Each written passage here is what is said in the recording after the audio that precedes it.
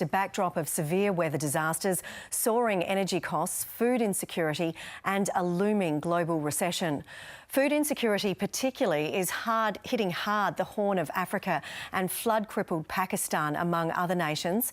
One of those who is calling for urgent action is Reverend Tim Costello, and he joins me now in the studio. Thank you so much for your time. Thank you, Molly. Well, first of all, you're asking, obviously, the Australian government, among others, to put their money where their mouth is. What do you want to see?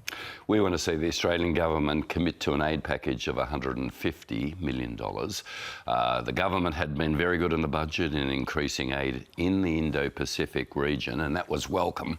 But our moral duties don't just stop in the Indo-Pacific region, and when you've got 22 million people now food hungry, famine about to be declared in Somalia. The rains have failed 4 years in a row. And famine is a severe word to declare. It's when 30% of children are malnourished. So we can, with others, do something literally to save lives. We often focus on the spectacular collateral damage caused by climate change, bushfires, floods and the like. Do you worry people are overlooking the impact when it comes to famine? Because it's been the situation now for decades and, as you say, is getting a whole lot worse. Yeah, we had famine beaten, Michael. The extraordinary thing is the world with the Millennium Development Goals was making incredible progress. And then the impact of both climate change and the turning inwards, where nations like Australia cut their aid, actually meant that that progress went backwards. Look, we have COP27 and the G20 on at the same time. This is the moment for the world's leaders to say Somalia and the Horn of Africa contributed virtually nothing to the damage. Africa as a whole, only 4% of the greenhouse gases. They're already paying 3% of their GDP to address a problem they didn't create. And the knock-on for us is cost of living. The knock-on for them is death. It's famine. And you were mentioning the children then. Just how dire is the situation for some of those kids at the moment?